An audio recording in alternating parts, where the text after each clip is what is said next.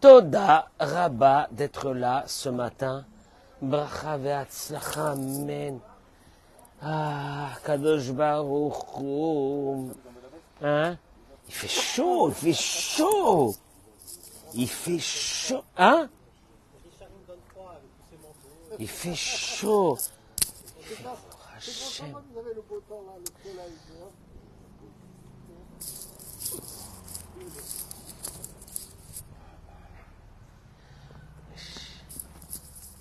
J'ai construit le thème d'aujourd'hui. Yainu Nishmat Abamari Rabbi Avraham Bar Simcha Julie et la bracha et la tzlacha pour nos chayalim, protection totale sur eux. Amen Keni Ratson. Vous rajoutez les noms des malades. J'ai construit le thème du cours d'aujourd'hui en le préparant hier soir assez tard. Moi j'aime bien observer la vie. J'avais un rendez-vous quelque part dans un endroit et puis j'attendais ce rendez-vous et il y avait à côté une terrasse avec un café. Il y avait un couple de vieux qui s'est assis et bon, bah, sans faire exprès, je les ai observés. Moi j'adore observer les couples de personnes âgées. Voir un peu comment ils sont. Pas religieux. Et j'ai vu un couple, un couple. Ils s'occupaient de sa femme, ils se sont assis ensemble. Ils discutaient, ils parlaient, ils étaient comme ça et elle le regardait lui. Bon, moi je suis passé à côté, j'ai souri, je leur ai dit bonjour comme ça, je les ai salués. Moi j'adore saluer les gens. Et je les ai salués et je leur ai dit, je peux vous demander une chose. J'adore, moi, les Israéliens, j'adore. Parce que les Israéliens, tu peux parler ce que tu veux. Ils ne sont pas choqués que tu les abordes et que tu parles avec eux. Je dis, combien de temps vous êtes mariés? Ils m'ont dit 60 ans. 60 ans. Et je leur ai dit, après 60 ans, vous vous aimez encore? Vous êtes amoureux?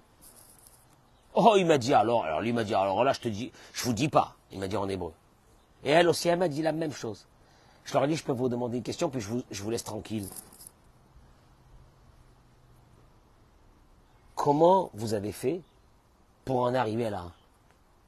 Parce que maintenant, quand on arrive au divorce et au machin, c'est normal. Mais comment vous avez fait pour arriver à ça? C'est la femme qui m'a répondu, elle m'a mis une baffe. Une baffe, elle m'a mis. Elle m'a dit, quand j'ai passé des moments difficiles dans ma vie, il était là. Et quand il a passé des moments difficiles dans sa vie, j'étais là. Je ne m'attendais pas à une réponse pareille. Et j'ai réfléchi après, qu'est-ce qu'elle a voulu dire? Parce que c'est des jolis mots, ça n'engage rien, tu écoutes une histoire que je te raconte sur quelqu'un. Quand tu passes un mauvais moment, est-ce qu'il y a quelqu'un qui est avec toi? Quand ton épouse passe un mauvais moment, est-ce qu'il y a quelqu'un qui est avec elle? Ou chacun est pour soi? Et je pense qu'elle m'a donné l'ADN, d'un mariage. Elle m'a dit, quand j'ai passé des moments difficiles, il était là. Quand lui, il a passé des moments difficiles, j'étais là. En deux mots, qu'est-ce qu'elle est en train de me dire? Elle est en train de me dire une chose. On s'est servi de ce mariage pour combler les manques de l'autre, les besoins de l'autre. Ce que l'autre avait besoin dans sa vie, on a été là pour le faire. Elle était, attention, parce que quand tu écoutes ça, c'est sympa. Mais imagine-toi que peut-être pendant quelques années, le mari, il avait des besoins. La femme, elle a comblé ses besoins.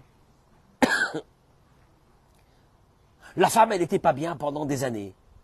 Le mari, il a comblé ses... Et c'est bien de raconter cette histoire quand on a 60 ans de mariage, mais au moment de le vivre, c'est une autre histoire, c'est une philosophie. Olivier, tu es avec moi? Il y a Georges qui est revenu. Après Baruch Hashem, de longs mois d'absence. il est revenu parmi nous, Baruch Hashem. Je vais vous dire quelque chose ce matin. Je ne vais pas être long, mais je vais vous dire quelque chose de très percutant. Baruch Ata Adonai Eloheinu melech haolam shehakol nihiya bidvaru.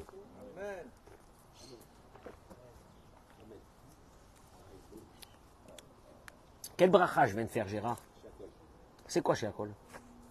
Parce que je bois un liquide, je fais shehakol, quoi? Qu'est-ce que je viens de dire? Tout vient de ta parole. Un juif, chaque fois qu'il boit, il se rappelle d'une chose. Tout vient de toi. Tout vient de toi. En od milevado. Il n'y a personne à part lui.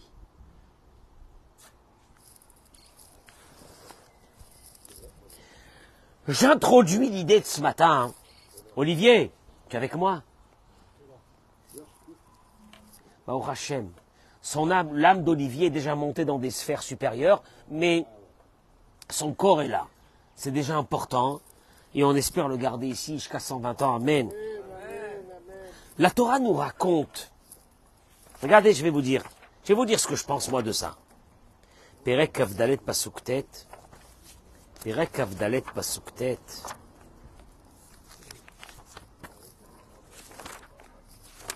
La Torah nous raconte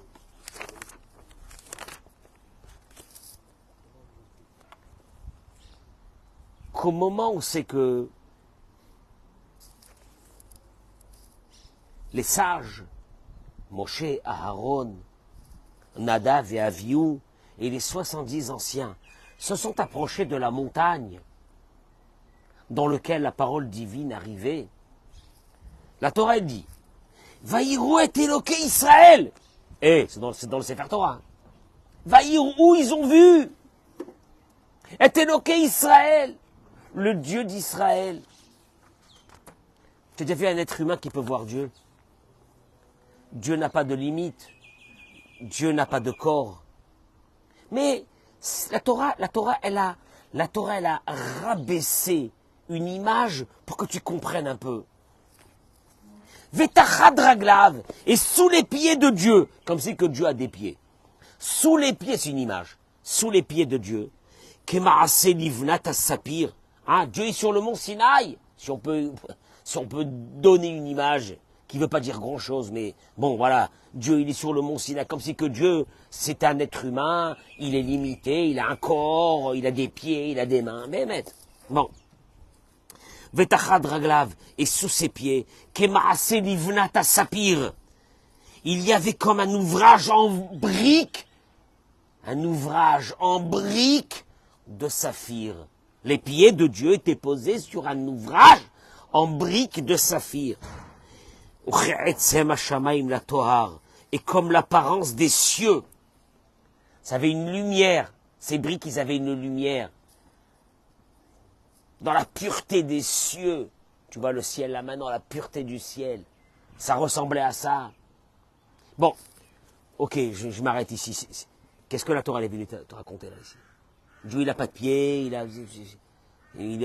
ses pieds sont posés sur une brique de saphir. Ça veut dire quoi cette image? Quoi cette image? Rachi ramène. Cet ouvrage en brique de saphir, Rachi dit, Yaïta les fanav beshaat shi'aboud. Elle était devant lui au moment de l'esclavage. Pourquoi elle était devant lui au moment de l'esclavage de nos ancêtres?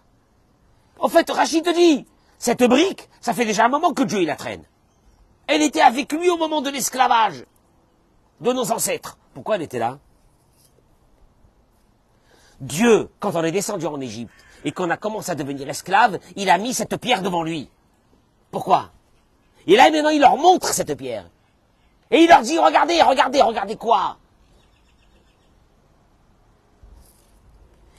L'iskor tsaratan chez l'Israël. Pour se souvenir de la souffrance d'Israël qui sont en train de fabriquer des briques.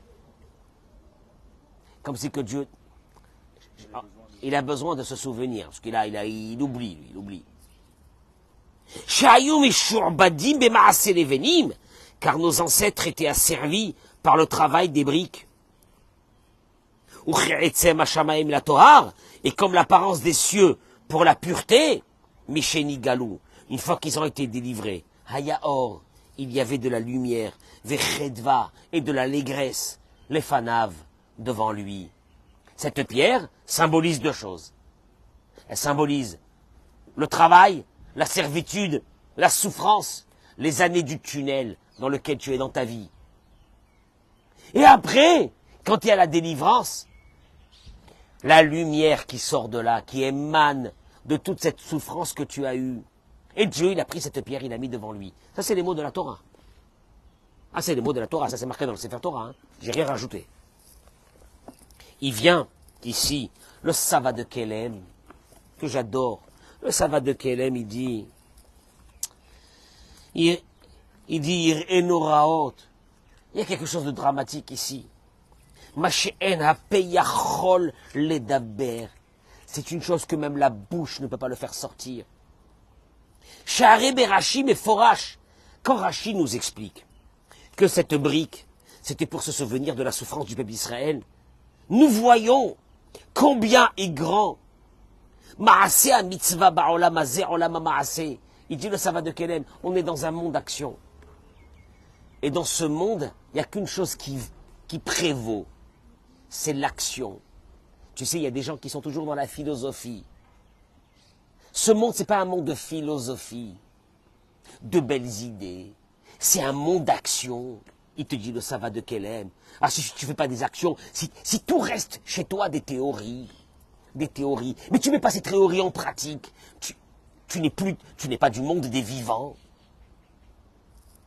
Et quoi? Il dit Gadol mitzvah. Combien est grand l'action, une mitzvah, une bonne action dans ce monde.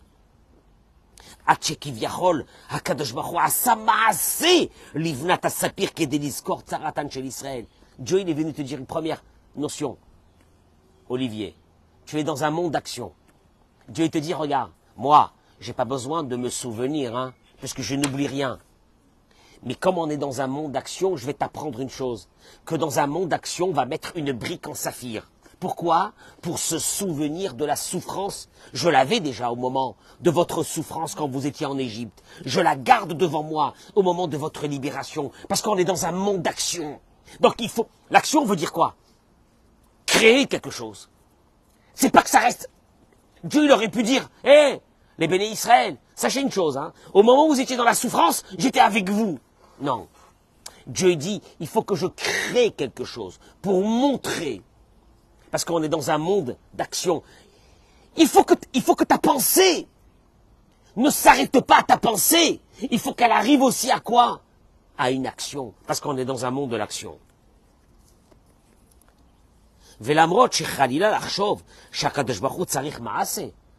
À Dieu ne plaise de penser que Dieu a besoin d'une action pour se souvenir. Aval retzono lehorot lanu. Dieu est venu pour nous apprendre. Kama gadol koach amaase baolam. Combien a une puissance toute action que tu fais dans ce monde. Parce que c'est un monde d'action. Ou keren maché amrou. Et d'ailleurs, dans la Gemara dans Masechet Brachot, elle dit que Dieu, qu'est-ce qu'il fait tous les matins? Il met les téphilines. Mais dis-moi. Qu'est-ce que ça veut dire il met les téphilines? Qu'est-ce que ça veut dire il met les téphilines? Dieu, il a besoin de mettre les téphilines, c'est lui Dieu. C'est lui Dieu. Mais Dieu, il va t'apprendre une chose. Tu es dans un monde d'action. Alors tu sais ce que je vais faire? Je vais mettre une brique en saphir. Tu sais pourquoi je la mets? Pour te dire à toi, humain, que il faut faire une action pour comprendre le problème de l'autre. Tu ne peux pas rester dans une idée philosophique. Oui, Eric, je comprends ton problème. Je le comprends. Ça, c'est du mytho. Dans la vie, il n'y a pas à comprendre. Dans la vie, il n'y a qu'après que tu as compris, tu as agi. Et cette brique, elle est venue pour te dire une chose. Moi, je n'avais pas besoin d'une brique pour me souvenir en saphir, soit-elle. Je n'avais pas besoin d'une brique pour me souvenir dans le malheur dans lequel vous étiez. Mais en fait, je suis en train de te dire une chose. Quand tu vois quelqu'un qui ne va pas, tu ne peux pas rester dans la réflexion. C'est vrai, ça ne va pas chez lui. Hein? Bon ben... Ah, le monde, hein, le monde... Tiens, t'es les beaux parleurs. Ah, mais oui, hein? Ah, le monde est composé de beaucoup de choses. C'est vrai, il y a beaucoup de malheurs dans le monde. T'as des gens comme ça, hein, qui parlent. Hein? Les experts? Oui, il y a, oui, oh là là, oui, oui, c'est vrai, bon ben,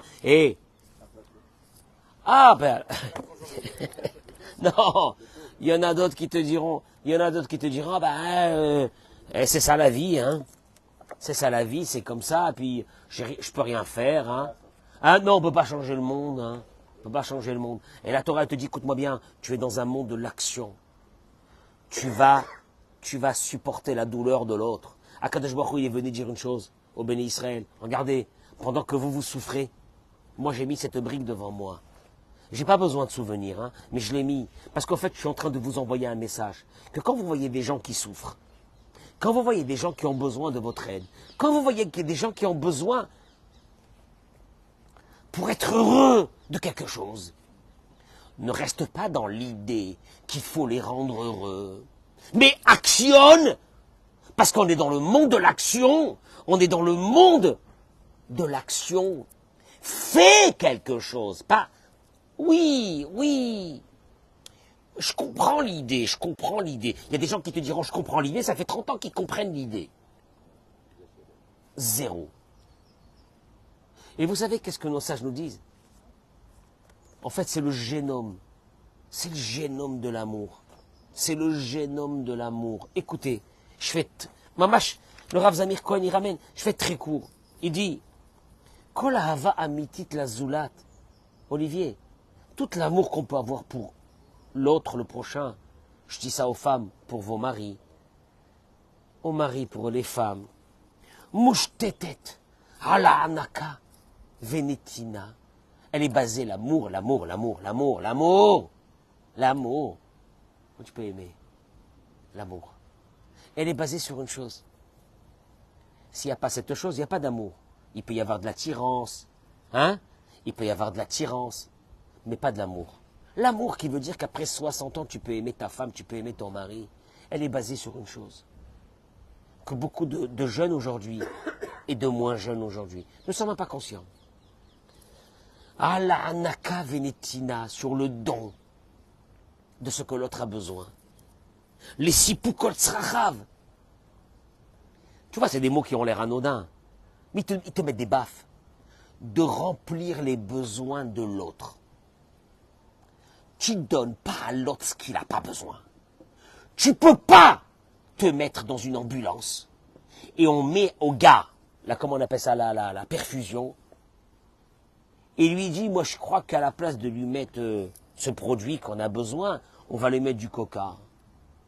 On va lui mettre du... Hein? On va lui mettre de l'orangina. Hein?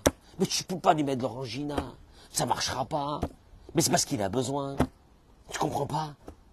Il te dit la base de l'amour pour aimer quelqu'un. Parce que Béhémet, l'amour, c'est une chose qu'on a besoin dans la vie. On a besoin d'être aimé. On a besoin d'aimer. Sauf une chose. Vous n'avez pas compris, Eric. La base de l'amour, c'est de donner à l'autre, pas ce que tu veux donner, ce que l'autre a besoin. Ouais, ouais, il m'a gonflé qu'il a chez sa mère. Il a chez sa mère. Ah, il a chez sa mère. Donc, une femme, elle m'a dit, ça suffit, je lui fais à manger, je m'occupe de lui. C'est peut-être pas ça qu'il a besoin. Donc toi, tu donnes, et tu as le sentiment de donner, mais pour que l'amour existe vraiment, il faut une chose d'abord, c'est que celui qui reçoit cet amour, c'est l'amour qu'il a besoin de recevoir.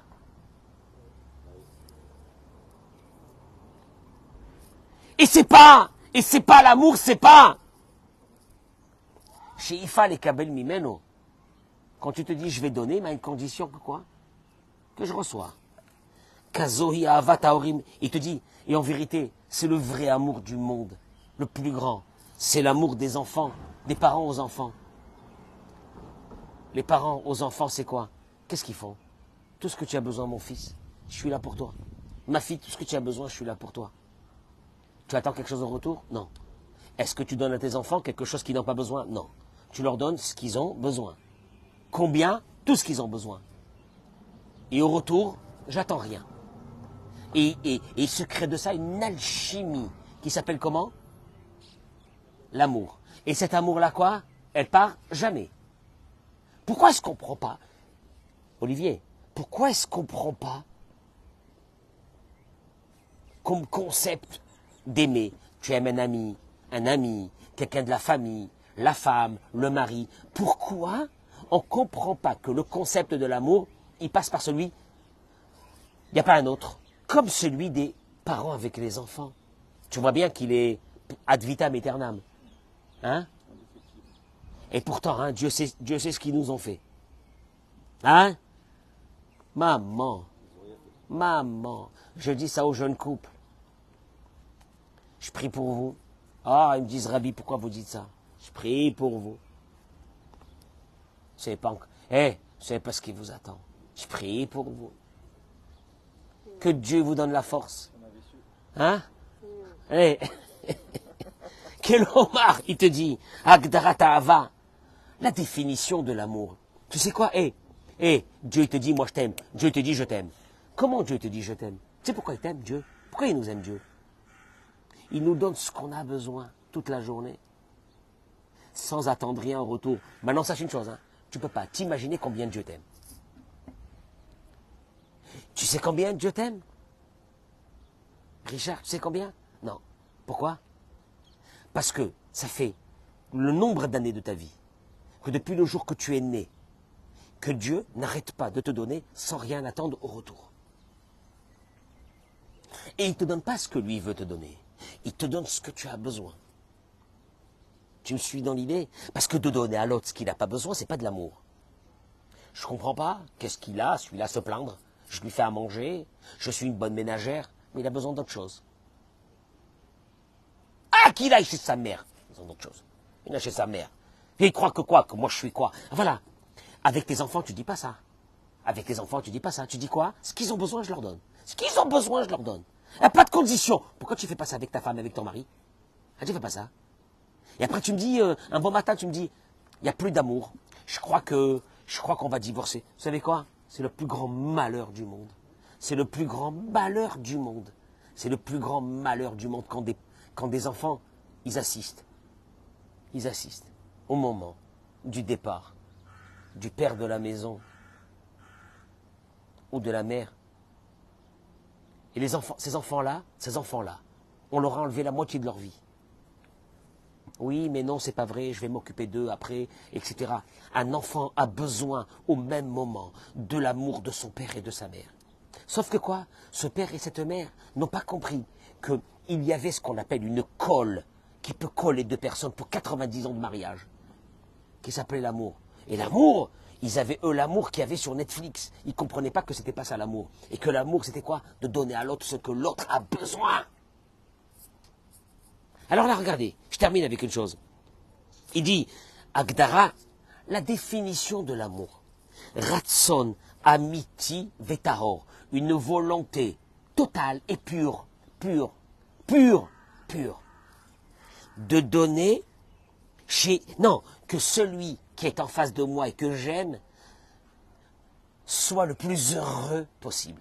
Quand tu regardes ta fille ou ton fils, c'est de l'amour pur, la plus totale de quoi? Tu veux que ton fils ou ta fille soit quoi? Le plus heureux total. C'est tout. C'est tout. Et mieux que ça. Quand il est heureux, qu'est-ce que tu ressens? Un plaisir.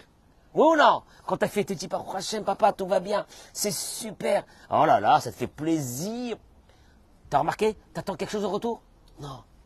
Ton but, il était quoi? De faire plaisir à l'autre sans rien attendre. Va. Tous ces mecs-là et ces hommes et ces femmes-là qui regardent des films d'amour en pensant que c'est ça l'amour. Allez-y. N'oubliez jamais que dans toutes ces histoires d'amour que vous voyez dans les films, vous voyez le début de l'histoire. Mais le challenge, c'est quoi? C'est que 20 ans, 30 ans après, quoi? 20 ans, 30 ans après, quoi? Il est le même... Oui ou non? Il est le même amour. Il ne peut pas y avoir. Pourquoi il ne peut pas y avoir? Ah vous savez, monsieur le rabbin, il y a l'usure du temps. Ah, moi, je peux te poser une question.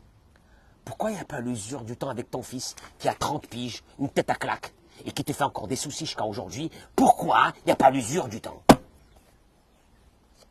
Pourquoi? Parce qu'il y a le don de soi total, de ce que l'autre a besoin, sans rien attendre au retour.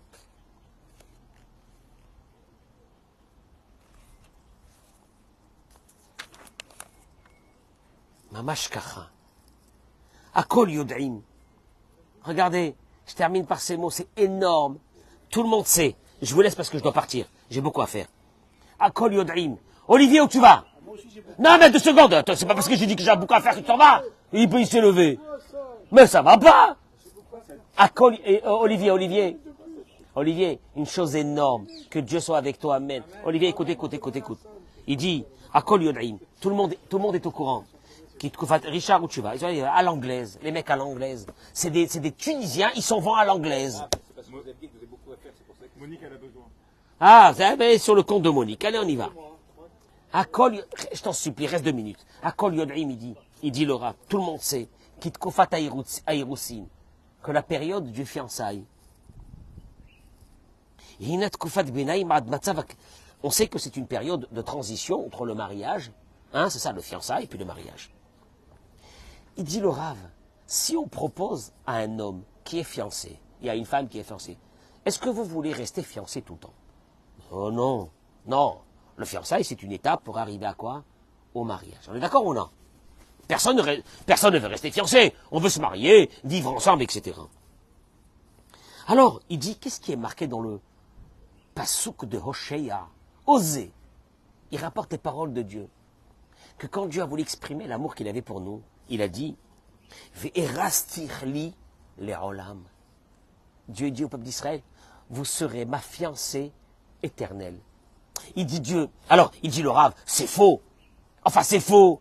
On n'est pas resté la fiancée éternelle de Dieu, puisque quand on est rentré sur le mont Sinaï, on s'est marié avec Dieu. Il y a une choupa.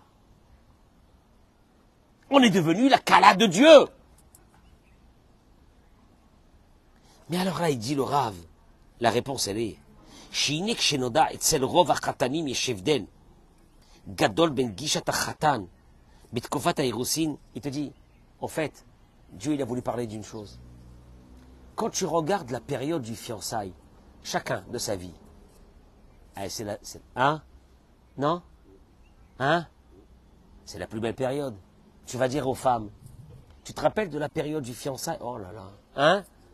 Comment il était attentionné, comment il venait me chercher, comment il m'écoutait pendant des heures quand je parlais de je sais pas quoi, hein? Et il s'émerveillait de chaque chose que je disais. Il était gentil avec ma mère. Tu entends? Il était poli avec ma mère quand il rentrait chez moi à la maison, on te dit la femme, etc. Oui ou non? Et le mari te dira, et elle, comment elle était polie avec ma mère, comment elle faisait cavode à ma mère. Ah ben, il y a eu de l'eau qui est passée sous le fleuve. Quoi? Il te dit, le Rav, il te dit, tu sais ce que Dieu est en train de dire? Dieu est en train de dire au béni Israël, je vous aime du même amour que je vous ai aimé à la période des fiançailles. À la période des fiançailles, comment on s'est aimé? Chacun était en éveil de ce qui peut faire plaisir à l'autre. Vous savez comment on appelle ça dans la Torah? Nose'olim havero. Quand l'autre il a un problème, quand l'autre ça va pas, tu peux pas lui dire ah c'est rien et va-t'en et dégage. Qu'est-ce que tu fais? Tu lui apportes ce qu'il a besoin. On appelle ça Nose'olim havero. Tu portes la charge avec ton ami. C'est ce que Dieu il a dit au béni Israël. Moi, j'avais la brique à côté de moi. C'est quoi ces 2 briques à côté de moi? Je suis en train de te dire une chose. Il n'y a pas d'amour. L'amour n'existe pas. L'investissement de ce que l'autre... Non mais une seconde. Parce que, Gérard, c'est ça le point principal. Tu peux investir sur l'autre des choses qu'il n'a pas besoin. Tu peux trouver une femme qui va avoir une belle maison, une belle voiture, et qui te dira, je suis malheureuse. Le mari te dira, attends, allô, ça m'a coûté des millions. Qu'est-ce qu'elle raconte? Et la femme elle te dira, moi ce que j'ai besoin, c'est d'un mari qui s'assoit avec moi, qui passe un moment avec moi, qui m'écoute, qui me respecte. Et vice-versa. Tu peux trouver une femme qui va te dire, je fais tout pour mon mari. Et le mari te dira, elle fait tout, mais fait rien pour moi. Elle fait peut-être tout pour les enfants, elle fait tout pour la maison, elle fait tout pour ça, mais il n'y a rien pour moi. Traduction des mots. La Torah, elle est en train de te dire une chose.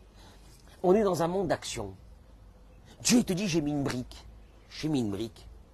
Ah, j'ai mis une brique pour que je me souvenir, de votre souffrance. Je vais vivre votre souffrance. Je vais être avec vous dans votre souffrance. La Torah, elle est en train de te dire ici une chose.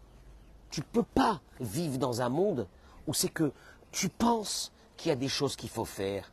Oui, l'idée en soi, elle est bien. Mais ce n'est pas l'idée qui compte. C'est ce que tu vas faire pour que l'autre se sente bien. Et Dieu, il a voulu dire au béni Israël. Vous savez pourquoi j'ai mis cette brique? Moi, je me souviens sans la brique. Pour que vous vivez les souffrances des autres et que vous agissez. J'ai mis une brique. Une brique veut dire une action. Je l'ai mis. J'aurais pu rester ça en philosophie. Vous dire tout le temps que pendant que vous étiez en servitude, je me suis souvenu de vous. C'est parce que Dieu a dit, j'ai fait une brique. Qu'est-ce que ça veut dire que tu as fait une brique? Quoi, tu as fait une brique? Une brique, ça veut dire une action. Une action qui veut dire quoi? Le but de l'être humain dans ce monde, c'est que ceux qui sont autour de lui, il essaye de leur donner ce qu'ils ont besoin. Juste, tu sais quoi? Il dit un mot énorme. Il dit, Notnim la Adam et Mashechasserlo, il dit le Rav. On donne à l'être humain ce qu'il a besoin, ce qui lui manque, pardon. La reine. Gambenitina, Yeshlifron etev, Mabe emet chaser. On doit faire attention au moment de donner ce que l'autre a besoin. Velo le anik, raket mashele datecha. Et de pas, il ne faut pas donner à l'autre ce que toi tu penses qu'il a besoin. Moi je pense qu'il a besoin de ça. Moi je pense qu'elle a besoin de ça. Non. Tu ne donnes pas ce que toi tu penses que l'autre il a besoin. Tu donnes à l'autre, quoi? Ce que l'autre a besoin. Comment on appelle ça? Il y a des moments dans la vie où le mari est pas bien. Donne-lui ce qu'il a besoin. Il y a des fois des moments où la femme elle n'est pas bien. Il faut que le mari pense à lui donner ce qu'elle a besoin. Des fois, elle a besoin d'un peu d'aide. Pas pour l'aide. Elle a besoin d'un peu d'aide pour ressentir que son mari, quoi? Il est dans ce foyer. Il est dans cette maison. C'est ce qu'elle a besoin. Ouais, mais je suis occupé, moi, je peux pas. Moi, j'ai pas que ça à faire dans ma vie, etc. Donne à l'autre ce qu'il a besoin. Tu sais, en vérité, Dieu, il aurait pu dire, moi, aux Juifs, il aurait pu dire au béni Israël à nos ancêtres, moi, pendant que 210 ans que vous souffrez, j'étais avec vous. Ah, il aurait cru. Mais Dieu, il a dit non. Je vais mettre une brique en saphir pour montrer que quand tu veux supporter la douleur de l'autre, ou les épreuves de l'autre, ou les problèmes de l'autre, tu dois faire des actions. Quelles actions? Ce que l'autre, il a besoin. Faut que l'autre, il ait ce qu'il a besoin. C'est une mitzvah de la Torah. C'est pas une question de dire, ah bah alors dans ce cas-là, chacun il fait ce qu'il veut, alors là, ça veut dire quoi, etc. Tu sais quoi, quand j'ai vu ce couple hier, et que cette vieille dame, elle me dit, tu sais ce qu'elle m'a dit? Je te répète les mots, maintenant ils vont prendre un sens. Elle m'a dit, quand j'ai passé des moments difficiles, il était là, et quand il a passé des moments difficiles, j'étais là.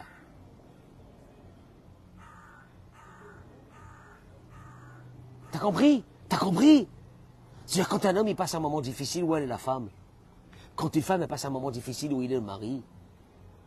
C'est-à-dire qu'à ce moment-là, qu'est-ce qui s'est passé? Il lui a donné ce qu'elle avait besoin. Elle lui a donné, elle, ce qu'il avait besoin, lui. Tu comprends? Tu comprends? Il n'y a pas un sens. Il n'y a pas un sens. Il n'y a pas, je me suis marié, je m'attendais à avoir avec toi une vie, je ne sais pas quoi, qu'est-ce que tu attends? C'est pas ça le mariage. Une vraie réflexion de la vie. Et encore une fois, je prends toujours la référence de nos enfants. Nos enfants, on leur donne ce qu'ils ont besoin. Eh oui. On attend quelque chose en retour? Non. On est déçu quand il n'y a pas de retour? Non, pas. Puis d'ailleurs, Gérard, je pense que quand on fait à nos enfants, il vaut mieux le faire sans rien n'attend de retour. Est-ce que tu t'es levé un beau matin et tu as dit, mais je crois que je suis un pigeon alors? Hein? Est-ce que quelqu'un qui est en train d'élever ses enfants, ils ont 15 ans, 16 ans, il se lève un bon matin et dit, je suis un pigeon. Ah, je suis un pigeon. Ils sont tous en train de profiter de moi. Tu dis pas ça. Pourquoi dans un couple, il y a cette conviction que quand on fait à l'autre, on est un pigeon? C'est-à-dire, c'est un vrai problème. C'est un vrai problème. C'est celui de comprendre que si l'amour, il devrait y en avoir, et il y en a. D'ailleurs, il y en a avec nos enfants. Ad vitam aeternam. Elle est basée sur une chose.